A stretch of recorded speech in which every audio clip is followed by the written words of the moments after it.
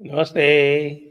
आप सभी से अनुरोध है कि कृपया चैनल को सब्सक्राइब अवश्य करें और साथ में वीडियो को लाइक भी करें, वीडियो को शेयर भी करें और हमारे क्यूआर को स्कैन करके हमें सपोर्ट करें और सब्सक्रिप्शन प्लान्स को भी ज्वाइन करें। सारी दुनिया इस समय मुंबई में है। मतलब जो भी कोई महत्वपूर्ण है दुनिया में, ऐसा हर व्यक्ति मुंबई में है। और तो और ये देखिए कि जितने भी लोग अंबानी अंबानी चिल्लाते रहते थे कि अंबानी राजा है और मोदी उसका प्यादा है, वो भी सारे लोग जो हैं इस समय वहाँ पर आए हुए हैं। लेकिन क्यों आए हुए हैं? उन्होंने सबने आपस में मंत्रणा की। ऐसे ऐसे नहीं गए और मंत्रणा की और ये कहा कि भई देखो, अब ये अगर अंबानी जी जो हैं, वो सोनिया जी के यहाँ जाके पर्सनल इन्विटेशन दे आए। ममता जी ने अभी भी स्वीकार किया कि भई अंबानी जी का बहुत बार फ़ोन आ गया, तो अब मुझे जाना चाहिए, तो इसलिए मैं जा रही हूँ। और बाकी अडानी जी के साथ तो ममता जी के बहुत अच्छे-अच्छे उनके तो रिलेशनशिप है ही हैं, उनके यहाँ बंदरगाह बना रही हैं वो। बंदरगाह बना रहे हैं अडानी जी। तो तेजस्वी बाबू भी चले गए, लालू जी भी चले गए, ममता जी भी चली गईं और तो और केजरीवाल जी अगर बाहर होते तो वो भी चले जाते और ये आपके गांधी परिवार भी पहुँच गया, सब लोग पहुँच गए। अंबानी, अडानी को गाली देने वाले जो हैं, सोनिया जी भी नहीं पहुँची हैं। हाँ, तो वहाँ पर बैठकर अब तैयारी की जा रही है कि भई किस तरह से मोदी सरकार को हटाया जाए और वो ये सोच के वहाँ गए हैं कि भई चूँकि अंबानी जी ने बुलाया है इसलिए अंबानी जी की भी हेल्प इसमें मिल जाएगी। तो अब वहाँ पर यही चर्चा हो रही है। ममता ने सीधे-सीधे बोला कि मैं जा रही हूँ वहाँ पे, इसलिए जा रही हूँ क्योंकि एनडीए सरकार 2-3 महीने में गिरनी है। ममता का ऑफ़िशियल स्टेटमेंट है। भाई देखो, मैं कुछ और उल्ट-पुल्ट और इधर-उधर की बातें नहीं कर रहा, पूरा इंडिया अलायंस है वहाँ पे और कांग्रेस के कौन-कौन है अभी पता नहीं चल रहा, कल तक ये भी पता चल जाएगा। सोनिया गांधी का तो पता नहीं चला। राहुल गांधी इसी दुविधा से बचने के लिए सुना है कि बाहर चले गए कि ना होगा बाँस और ना बजेगी बाँसुरी। तो दुविधा क्यों थी? जाना तो चाहते थे। अपने कई सारे लोगों को नज़दीकियों को भेजा भी है और ये कहलवाया कान में जाके सब कह के आए हैं कि अंबानी जी से देखिए समझा कीजिए, इतनी जल्दी जो है ना वो पलटना ठीक नहीं लग रहा। हम लगातार आपको गाली देते रहे इतने दिन, तो हम अभी कैसे आ जाएँ? वैसे तो राहुल गांधी तो आपसे वहाँ अपनी मम्मी के यहाँ मिलना भी नहीं चाहते थे, लेकिन मम्मी ने पता नहीं क्यों क्या सोच के आपको इजाज़त दे दी मिलने के लिए। And it was a very public show Indeed, very public show. सबको पता था कि ये जो मर्सिडीज़ जा रही है, ये अंबानी जी की जा रही है और वो मर्सिडीज़ लेके ही गए, वो लैम्बोर्गिनी लेके नहीं गए अपनी, क्योंकि उससे ऐसा लगता कि भई ये शो ऑफ कर रहे हैं। मर्सिडीज़ तो पुअर मैन्स कार, उससे क्या फ़र्क पड़ता है। तो अब ये सारे पहुँच गए मुंबई। मुंबई पहुँचते सबसे बड़ा धक्का लगा उनको, क्योंकि मुंबई पहुँचते ही पता चला कि देवेंद्र फडणवीस ने और एकनाथ शिंदे ने मिलके एक बार फिर से इंडिया अलायंस की वाट लगा दी। एमवीए के जो जीतने थे 3, वो जीते केवल 2 और जो एक्स्ट्रा सीट लड़ाई थी, महायुति ने यानी कि एकनाथ शिंदे, देवेंद्र फडणवीस वालों ने, उन्होंने सारी की सारी जीत ली, यानी कि 5 दे दी भारतीय जनता पार्टी को, 2 एकनाथ शिंदे को और 2 चली गई अजित पवार को।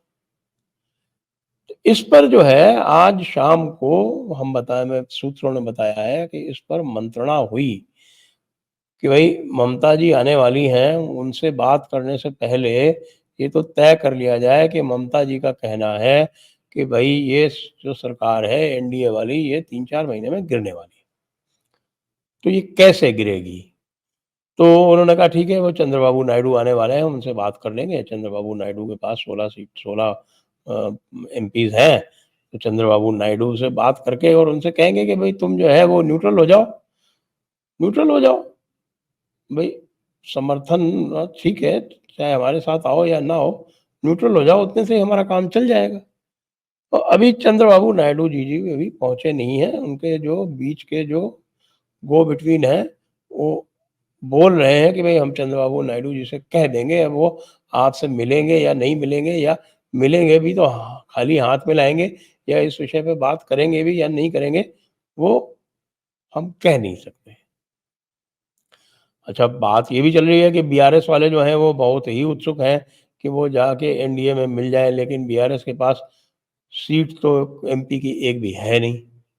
थोड़ी बहुत सीटें उनके पास राज्यसभा में हैं।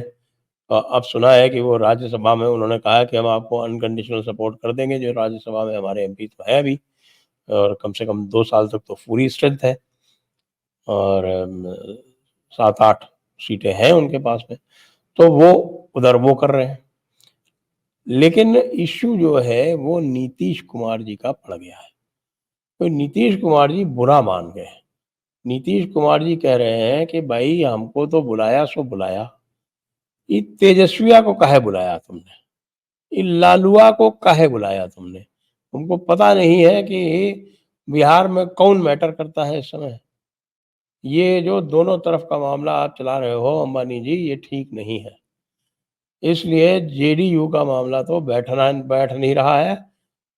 तो इनके पास सिस्टम ये बना है खाली कि भाई 293 में से 16 तो हमने कम कर ली, लेकिन वो 16 हमारे पास आएँगे कि नहीं आएँगे? ये ये भी कम करने का मतलब ये इन एंटीसिपेशन है। अभी हाँ-वाँ नहीं मिली है। जो भी बीच का जो बंदा है वो कह रहा है कि मैं बना लूँगा उनको। हाँ, लेकिन जो दूसरी तरफ का जो बंदा एक और है जिसने हमको वहाँ से खबर दी, कि कहा ये सब चंडू खाने की बात है, और किसी भी हालत में चंद्रबाबू नायडू जो है वो एनडीए छोड़ के नहीं जाने वाले हैं। क्योंकि उनकी पूरी की पूरी जो पॉलिटिक्स है वो एंटी कांग्रेस है, और ये वाईसीआर कांग्रेस जो है, वाईएसआर कांग्रेस है, ये भी कांग्रेस का ही ऑफशूट है।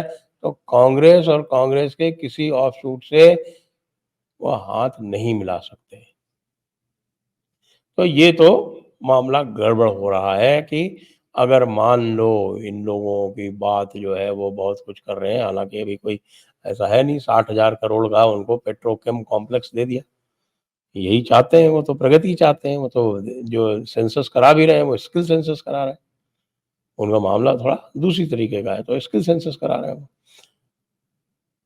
तो ये बात आके यहाँ पर अटक गई है कि अगर उन्होंने छोड़ भी दिया और उनकी सीटें जो हैं 293 से घट के 277 हो गईं, उससे भी हमें क्या फ़ायदा होगा?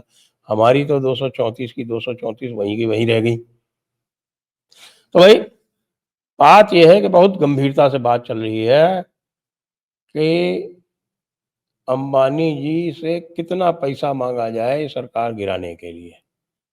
अब चूँकि अंबानी जी ने उनको बुला लिया वहाँ पे, तो सब ये सोच रहे हैं कि भाई अंबानी जी जो है हमारी परफ़ॉर्मेंस से बहुत इम्प्रेस हो गए हैं और इसीलिए हमको बुलाया है। नहीं तो पिछली बार इतनी इतने आग्रह से नहीं बुलाया था, जब बड़े बेटवा की शादी हुई थी तब।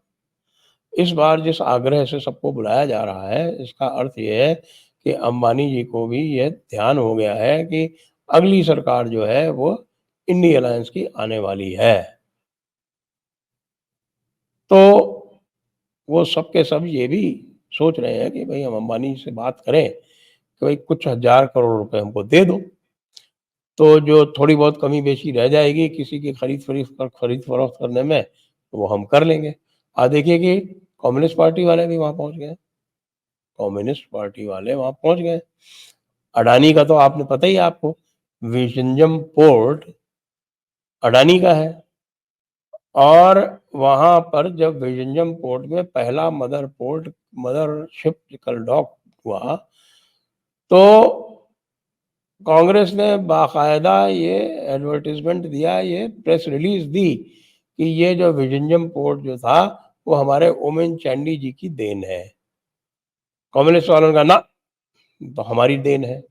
और वहाँ जाके वो मदरशिप जो आया था पहला, उसको वहाँ पर उन्होंने उसका स्वागत भी किया। तो कम्युनिस्ट वाले जो हैं, वो भी कह रहे हैं कि कोई नहीं, हमको कोई अंबानी-अडानी से परहेज नहीं है। हम भी तैयार हैं, हमको भी इसमें शामिल रखो, काउंट अस इन। अब बस इंतज़ार किसका है? इंतज़ार मोदी जी का है। मोदी जी का इंतज़ार क्यों है? तो मोदी जी वहाँ पहुँचते ही कहीं कोई ऐसी जो है वो जादुई छड़ी नहीं घुमा दे कि पता चले कि ये जो इंडी अलायंस वाले जो बैठे हुए हैं वहाँ पर, उनमें से ही कोई वहाँ उनको मिल जाए और पलट के और चला जाए एनडीए में। इसलिए भाई सारे लोग जो हैं बहुत फूँक-फूँक के कदम रख रहे हैं, पूरा प्लान तैयार हो रहा है और देखिए यदि भगवान ने चाहा तो कल हम आपको इस प्लान का पूरा का पूरा जो एक्शन प्लान है, वो भी बता देंगे। और मान लो अगर फेल हो गया, फ्लॉप हो गया, तो वो भी बता देंगे। जय हिंद, जय भारत, वंदे मातरम।